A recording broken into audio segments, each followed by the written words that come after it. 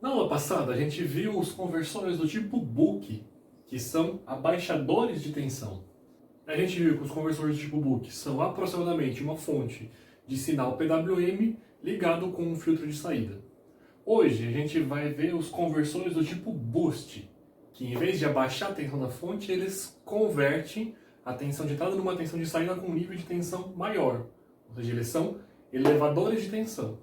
Mas o princípio de funcionamento é muito parecido com o conversor book. Inclusive, eles utilizam os mesmos elementos, só que rearranjados de forma diferente. E essa aqui é a estrutura básica de um conversor do tipo boost.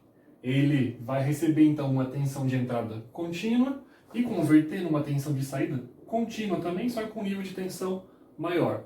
E os componentes deles estão arranjados aqui dentro. Reparem que o conversor do tipo boost utiliza exatamente os mesmos elementos que o conversor do tipo book que a gente viu na aula passada. Então o conversor book tem uma chave, um diodo de ordem livre, um indutor e um capacitor.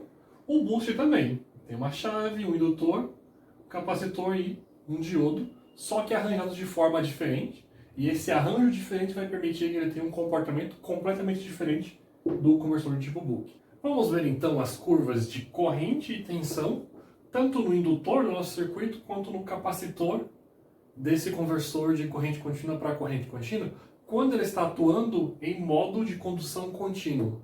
O modo de condução contínuo tem a mesma definição para o conversor book, que é aquele modo em que a corrente passando através do indutor nunca se anula, nunca vai a zero. Então, inicialmente, com a chave fechada, a queda de tensão aqui na chave vai ser zero, ou muito próximo de zero, né? E nesse caso a fonte vai estar forçando a passagem de corrente aqui através do nosso indutor. Devido à chave estar fechada, toda a tensão da fonte vai ficar aqui sobre o nosso indutor. E, enquanto isso, o nosso indutor vai se magnetizando e a corrente que passa por ele vai subindo lentamente ao longo do tempo.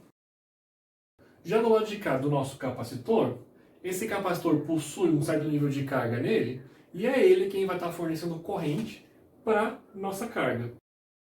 Como ele está fornecendo corrente para nossa carga, então a corrente passando pelo capacitor é negativa. E além disso, como ele está fornecendo corrente, ele está perdendo carga e a tensão sobre o capacitor vai decaindo ao longo do tempo. Reparem que devido à presença desse diodo, esse capacitor não vai estar fornecendo corrente aqui através da chave, que nesse ponto funciona como se fosse um curto-circuito, né? Porque o nosso diodo vai estar inversamente polarizado. Se vocês repararem, a tensão aqui nesse terminal dele é zero, nula, né? E aqui é a própria tensão sobre o capacitor. Já no momento em que a gente abre a nossa chave,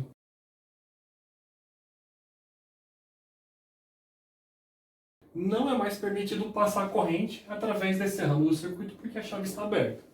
Entretanto, devido à magnetização do indutor, ele tende a forçar a passagem de uma corrente no sentido que ele tinha antes. Ainda, devido à tendência do indutor de se opor à variação da corrente, ele vai produzir então uma tensão negativa nos seus terminais, de modo a continuar forçando um fluxo de corrente através desse circuito. Então agora a gente vai ter uma corrente que passa então aqui da fonte, através do indutor, passa pelo diodo que agora vai estar diretamente polarizado e alimenta a nossa carga. Conforme essa corrente vai circulando pelo nosso circuito, o nosso indutor vai se desmagnetizando e essa corrente vai reduzindo com o tempo. Já do lado do capacitor, ele agora começa a receber corrente vindo aqui do nosso indutor e da nossa fonte e volta a se carregar. Então, vai ter uma corrente positiva, agora porque ela está entrando no nosso capacitor, e à medida que a corrente entra no nosso capacitor, a tensão sobre ele vai aumentando ao longo do tempo. Mas reparem agora o pulo do gato que a gente tem nesse circuito aqui. Desenhei aqui para vocês a queda de tensão que a gente tem sobre o nosso indutor. Na fase em que a gente abre a chave, a queda de tensão sobre o indutor passa a ser negativa. Então, na prática, é como se os terminais aqui se invertessem, não é? É como se esse passasse a ser o polo negativo do nosso indutor, e aqui o polo positivo ele vai criar uma tensão aqui nos seus terminais para tentar se opor à variação da corrente. Vamos adotar esse terminal aqui do nosso circuito como sendo o nosso terminal de referência, tá? O nosso terminal terra. Então, como essa aqui é a nossa referência, a tensão aqui é a tensão de referência, tensão zero, né? A tensão nesse terminal aqui é a própria tensão da fonte, VE. Já a tensão aqui do diodo é igual à tensão da fonte mais a tensão que o nosso indutor está produzindo. Ou seja, vai ficar uma tensão maior do que aquela tensão da fonte. Vai ser então VE menos VL, tá? Eu estou colocando menos, mas lembrando que o valor de VL é negativo nesse instante, tá? Então, só para não confundir a cabeça de vocês, vamos colocar aqui VE mais o módulo da queda de tensão no indutor enquanto essa chave aqui estiver aberta. Vamos assumir também que esse diodo aqui é um diodo ideal, tá? Então a queda de tensão dele é muito pequenininha. Como a queda de tensão aqui no diodo é pequena, a tensão aqui no capacitor, que é a própria tensão de saída, ela vai estar acima da tensão da nossa fonte de entrada. E depois disso o ciclo se repete indefinidamente enquanto o nosso dispositivo estiver funcionando. Então ele voltaria então a magnetizar o nosso indutor com a chave fechada, permitindo a passagem de corrente por aqui, e no outro ciclo a chave abriria e o nosso indutor ia criar uma tensão para elevar a tensão de entrada na saída. Reparem que a nossa carga sempre está recebendo corrente. Ou ele recebe corrente diretamente aqui da fonte, passando pelo indutor, ou ele recebe corrente do nosso capacitor quando a chave aqui estiver fechada. Então reparem aqui, enquanto a chave estiver fechada, a nossa fonte ela está aqui magnetizando o nosso indutor, enquanto que o nosso capacitor fornece corrente para nossa carga. Quando essa chave aqui abrir, a energia armazenada no campo magnético vai ser liberada para a carga, mas devido à queda de tensão aqui em cima do nosso indutor, a tensão de saída vai ser maior do que a tensão de entrada. Vamos ver o que acontece agora com a tensão aqui em cima dessa chave ao longo do ciclo de funcionamento desse conversor. Quando a chave aqui está ligada, no período T1, a tensão em cima dessa chave é igual a zero porque ela está fechada. Na segunda etapa do ciclo, onde a gente abre a chave, que é o período T-off, a tensão em cima dessa chave é igual à tensão da fonte mais a tensão fornecida pelo nosso indutor, que é então a tensão da fonte mais a queda de tensão sobre o indutor. E depois o ciclo se repete. Repare então que a tensão aqui sobre a chave, ela de novo se comporta como um sinal PWM. Exatamente aquilo que a gente tinha para o nosso conversor Book.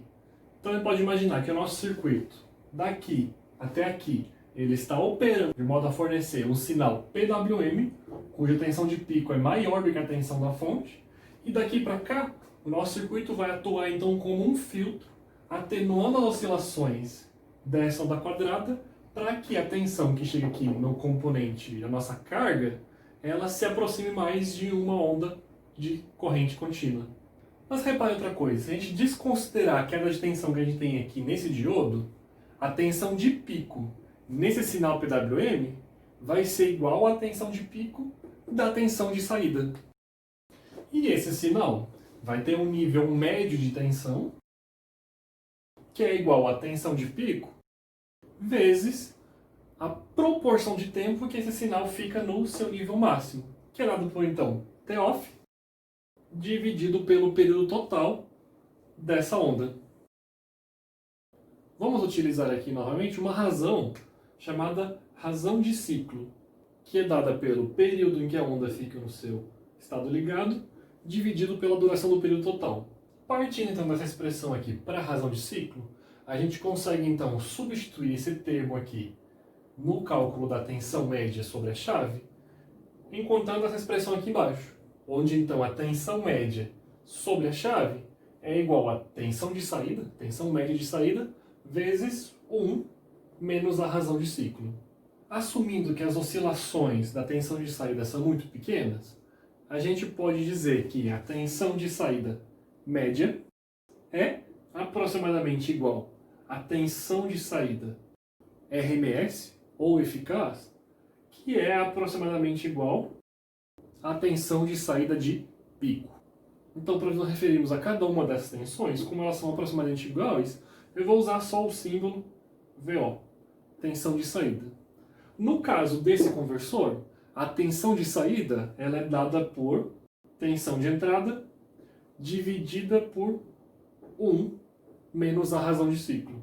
Então, da expressão da tensão de saída em função da tensão de entrada, que depende da nossa razão cíclica, vamos botar um gráfico aqui que representa como a tensão de saída varia em função da nossa razão cíclica. Quando a nossa razão cíclica é zero, a tensão de saída vai ser igual à tensão de entrada dividido por 1 menos zero, ou seja, vai ser igual à própria tensão de entrada. À medida que a razão cíclica vai se aproximando de 1, a gente passa a dividir a tensão de entrada por um número cada vez menor, que vai se aproximando de zero. Isso faz com que a tensão de saída comece a aumentar à medida que a gente aumenta a nossa razão cíclica. Até que quando a nossa razão cíclica chega aqui perto de 1, a tensão de saída vai tendendo assintoticamente ao infinito. Como esse nosso circuito até aqui, ele atua como um gerador de um sinal PWM, que daqui para cá vai ser filtrado para ser convertido numa corrente contínua, o componente que determina qual é a oscilação máxima da tensão de saída é o nosso próprio capacitor. Então a capacitância do nosso capacitor pode ser ajustada de forma que o nosso circuito tenha oscilações dentro de um limite especificado pelo nosso projeto. O valor da capacitância ele depende então da corrente que o nosso circuito vai fornecer, da razão de ciclo que ele estiver operando, dividido então pela variação máxima de tensão que a gente quer e da frequência em que o nosso circuito está operando. Finalmente, no modo de condução descontínuo, a corrente passando pelo indutor, ela vai a zero em um dado momento. Então vamos rever como o circuito funciona nesse caso de condução descontínua. Então, inicialmente, com a chave fechada, a fonte força uma passagem de corrente através do indutor. Como a queda de tensão na chave é muito pequenininha, praticamente toda a tensão da fonte fica sobre o indutor e a gente tem então uma tensão positiva aqui sobre o indutor.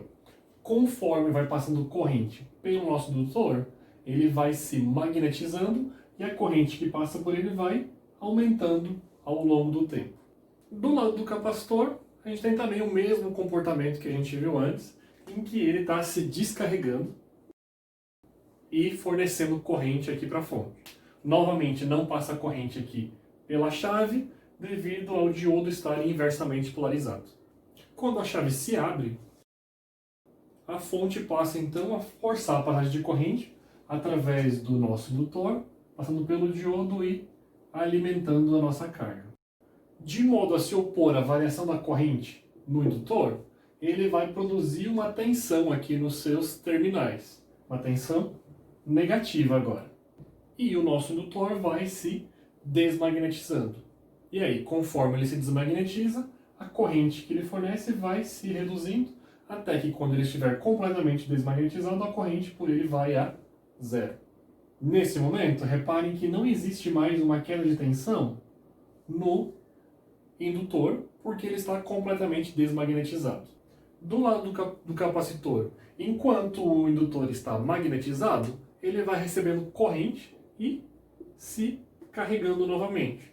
Ou seja, ele começa a receber uma corrente positiva e a sua tensão passa a subir ao longo do tempo porque ele está se carregando. Até que, finalmente, o nosso indutor se desmagnetiza completamente, então para de passar corrente por ele. E nesse caso, é o nosso capacitor que vai voltar a fornecer corrente para a fonte, porque não tem mais corrente passando pelo indutor.